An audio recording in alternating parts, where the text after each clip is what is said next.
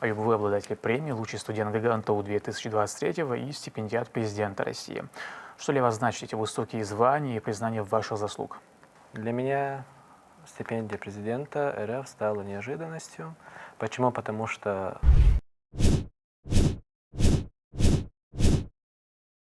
с этого года они ужесточили требования для назначения данной стипендии.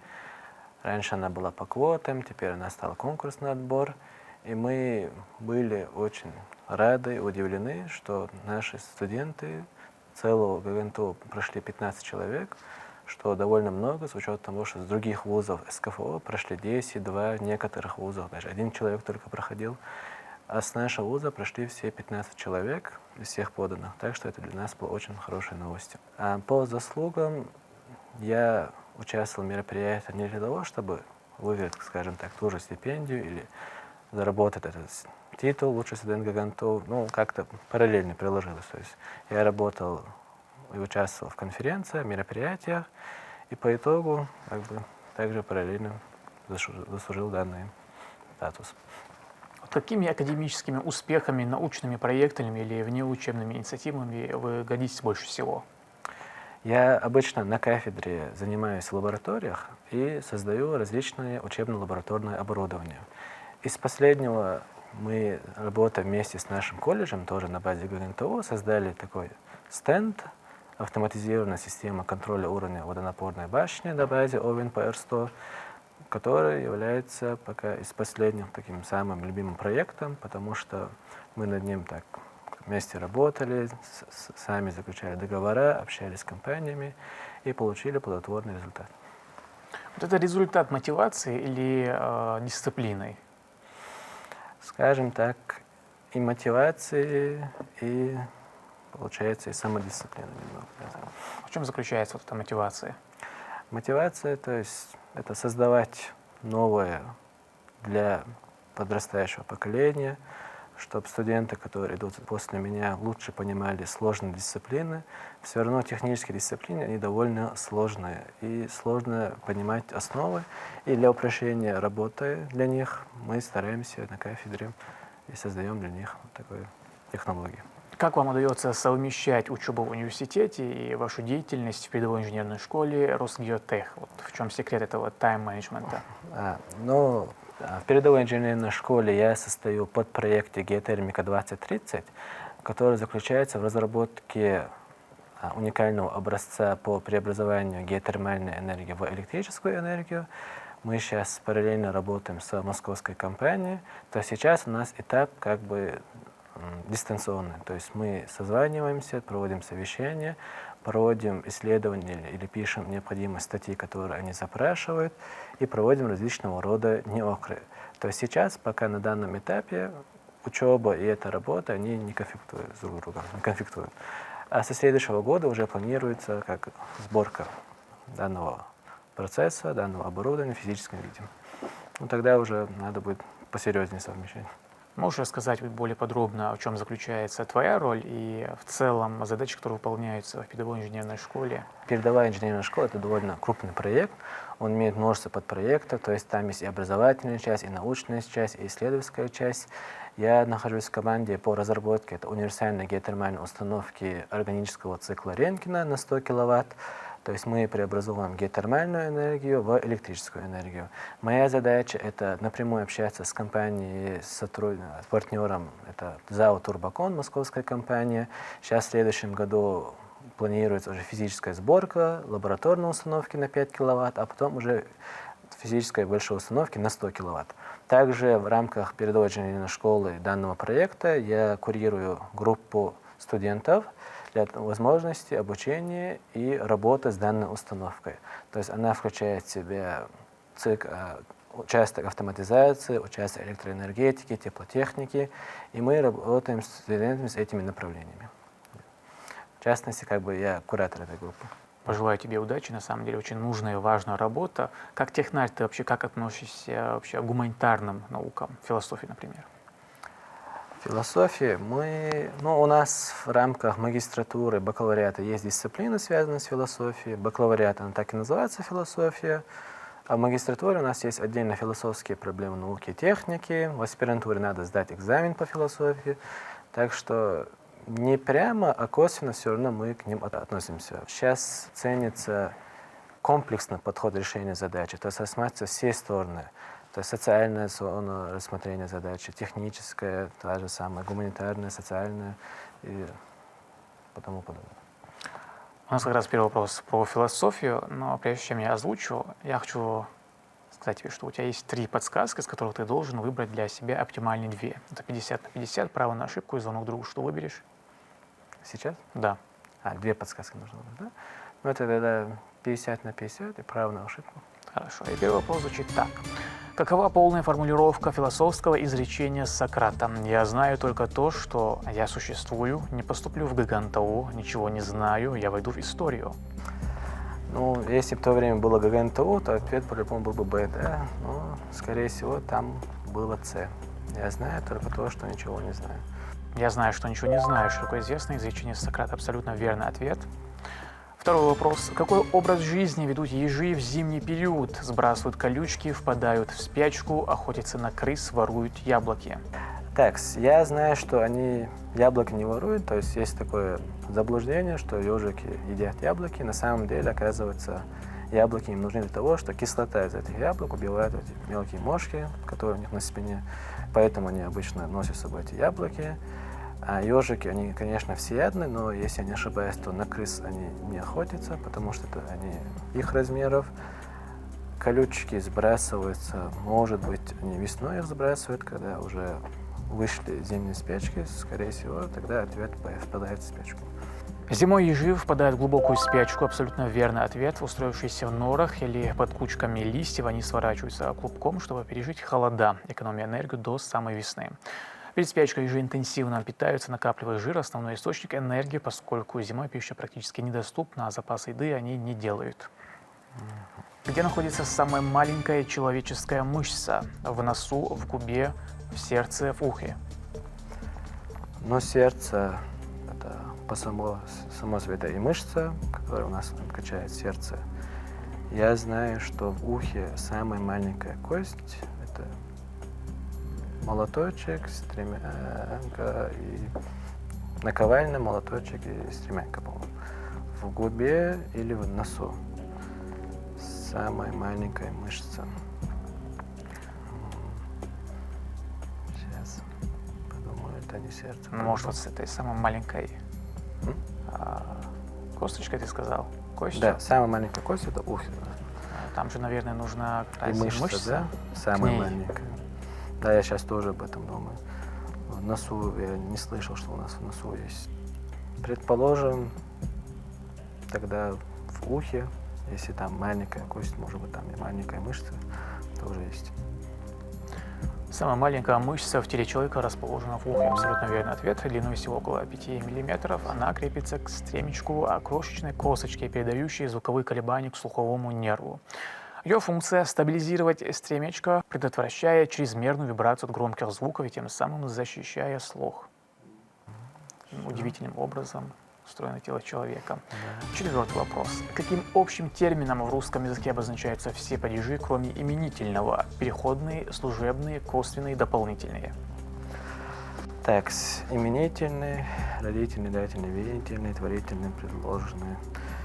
Так, есть именительный падеж и падежи. Переходные, такого слова я не слышал. Дополнительные тоже. Или это в косвенных падежах, или это косвенные, или служебные падежи. Но служебные обычно части речи бывают. Прямой и косвенный падеж, по-моему, там такое утверждение есть. Переходные – это не спряжение, чтобы там что-то переходило. Дополнительные, служебные, скорее всего, это косвенные падежи. Все падежи русского языка, кроме именительного, называются косвенными. Это абсолютно верный ответ. Это связано с тем, что они выражают зависимость от других слов в предложении, могут использоваться с предлогами, в отличие от именительного, прямого падежа, который является начальной формой слова. Пятый вопрос. А чем иммобилизовывали переломы костей в чеченской народной медицине? Бандажами, смесью теста из муки на яичном желтке, гипсовой повязкой, всем перечисленным. Такс. Народная медицина чеченская, да? Бандаж, ну это просто, грубо говоря, там палку взяли, там обмотали. Гипс, я сейчас не знаю, у нас вообще ввелся ли гипс раньше в Чечне. Хотя гипс, он, по сути, он везде, в этих каменных местах, смесью теста из муки на яичном желтке. Так, тут такое чувство, как будто всем перечисленным бандажами. Ну, бандаж это просто палку приложили, там обмотали, если я не ошибаюсь, гипсовой повязкой, смесью теста. Ну, это вариант Б меня смущает, смесью теста из муки на яичном желтке. Вроде бы, если чисто там желтки бывают, оно более твердым становится тесто. Но чтобы им лечили переломы, надо подумать. Тут варианты так всем перечислены. Ну или подсказкой воспользоваться, потому что у тебя есть две подсказки. Бандаж, это же... Или это... Нет, шина, по-моему, это палка. Бандаж, это же перевязывание, если я не ошибаюсь, бандажами. Смесью теста из муки, гипсовой повязкой.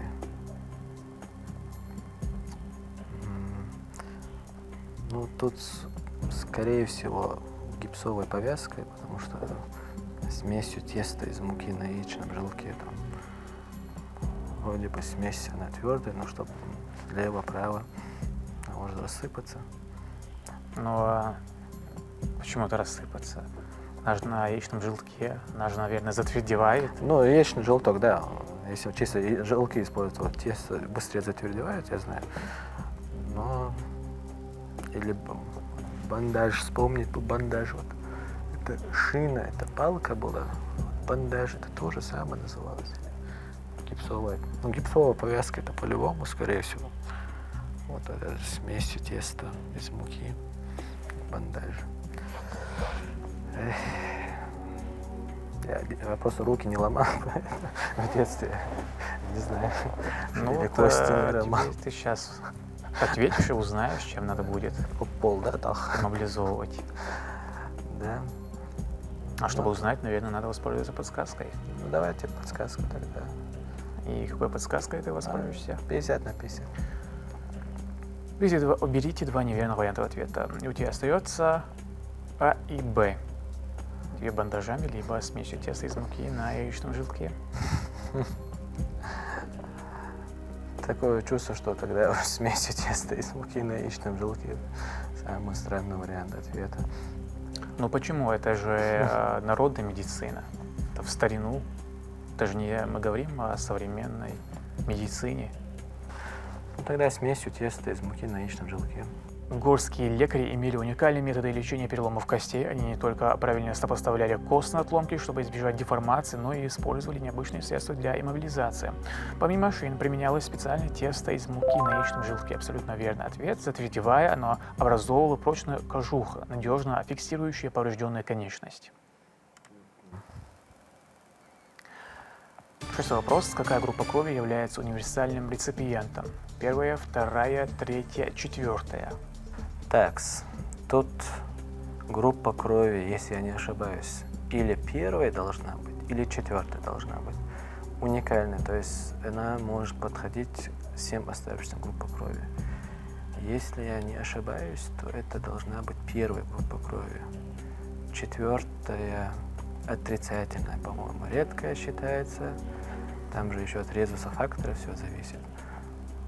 Положительный и отрицательный.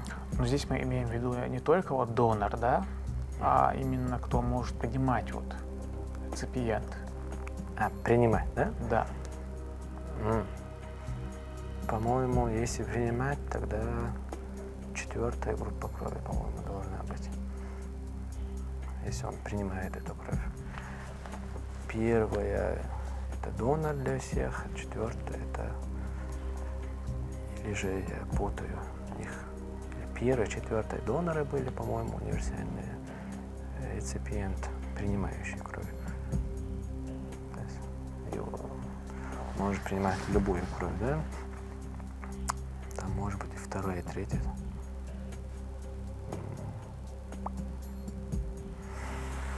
Так, что надо подумать. Первая, вторая, третья или четвертая. Реципиент, рецидент.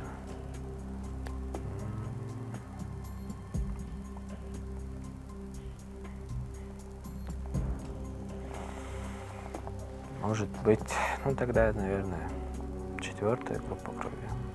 Четвертая, да? У тебя какая? Хороший вопрос. Не знаешь, да? Я ее несколько раз давал, смотрел. У меня вторая положительная, по-моему, вторая Я отрицательная. даже не знаю тоже. Универсальным реципиентом крови является человек с четвертой группой крови, поскольку его сыворотка не содержит антител к антигенам А и Б, и он может принять эритроциты любой группы. Всё. Давай назад, сейчас нет. Седьмой вопрос. За счет чего Земля ежесуточно увеличивает свою массу на 400 тонн? Людей, космической пыли и мусора, химических реакций окисления в земной коре, кристаллизации водяного пара в верхних слоях тропосферы. Ну, получается, кристаллизация водяного пара в верхних слоях тропосферы, но он же все равно оседать должен, то есть там образуются, наверное, облака, и все равно опять у нас то это круговорот воды в природе, химические реакции окисления в земной коре, ну, и произошли химические реакции, они окислились, значит, наоборот, вступили в реакцию там, с кислородом. Если я не ошибаюсь, это с космической пыли и мусора, потому что там спутники вращаются, они падают, там пыль падает. Как раз там, если я не ошибаюсь, есть теория, там говорят, есть подтверждение, что железо, например, имеет неземное происхождение. Если я не ошибаюсь, что это космическая пыль и мусор. Б вариант. Ответ Б. Да. Каждые сутки масса Земли увеличивается примерно на 400 тонн. Это объясняется постоянным оседанием космической пыли на поверхность планеты, а также падением метеоритов и метеоров. Абсолютно верный ответ. На самом деле этот вопрос, наверное, для меня был довольно-таки сложным, для гуманитария. Ты на самом деле очень хорошо ответил. Вот, что послужило таким решающим фактором при выборе именно вот для учебы Грузинского нефтяного университета? При выборе Грузинского нефтяного университета мы в первую очередь учитывали статус данного вуза. Наш один родственник, это дядя моего отца, окончил в свое время Грузинский нефтяной, который очень сложно было учиться, поступить, закончить. Он с отличием закончил, проработал на заводе, химзаводе у нас. Дальше инженеры с ГГНТУ всегда высоко ценились в Советском Союзе, на любом его пространстве, в любой республике. И преподаватели, материальная база у них очень хорошо оснащена. И по последней статистике нефтяной является одним из самых динамично развивающихся вузов страны. С учетом того, что мы как бы начали с руин, не с нуля, а с руин в 90-2000-е годы, то нефтяной движется очень стремительными темпами. Сейчас, как я и сказал, та же передовая инженерная школа, крупный проект, карбоновые полигоны, центр инженерных разработок. У нас реализуются очень крупные масштабные проекты, и будут еще, дай Бог, реализовываться и другие крупные проекты. Так что это и послужило вот основной идеей для поступления. Какие советы ты мог бы дать первокурсникам, которые только начинают свой путь? В первую очередь это своевременно готовиться к сессии, потому что многие как-то после школы, приходя, думают, что тут как в школе, там как-то расслабленно движутся по течению, а потом, когда сессия настигает их, они уже не знают, там, что куда, быстро пытаются за день сдать 5-10 лабораторных и рассчитывать на хороший результат. То есть это с первых дней настроиться в темп вуза, понять, что они уже не школьники, что не учитель бегает за ними, они уже сами должны бегать за преподавателем, получая у них знания и работать усердно. Мне на самом деле казалось, что в какой-то степени учеба в университете, она организована более понятной и более для меня комфортной, нежели в университете, нежели в школе. Ну, про первокурсникам. Они же только пришли, им надо заново эту систему вуза изучать, то есть как там БРС строится, как там надо. У каждого преподавателя свои системы как бы, оценивания, баллы и так далее. Первый семестр такой бывает, а потом уже выровняется и все идет.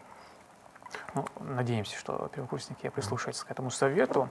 Продолжим нашу игру, и 8-й вопрос звучит так. В какой древней цивилизации возникла письменность? В Месопотамии, в ацтекской, в хеттской, в греческой? Если я не ошибаюсь, то есть там два понятия – клинопись и письменность. Клинопись, то есть это использование различных знаков, символов. То есть, например, те же в Древнем Египте там использовали эти руны, не руны, как они называют, все изображения рисунков и тому подобное. Письменность, первая цивилизация, по-моему, считается Месопотамия. Она, если я не ошибаюсь, является и древнейшей как бы, цивилизацией возникшей.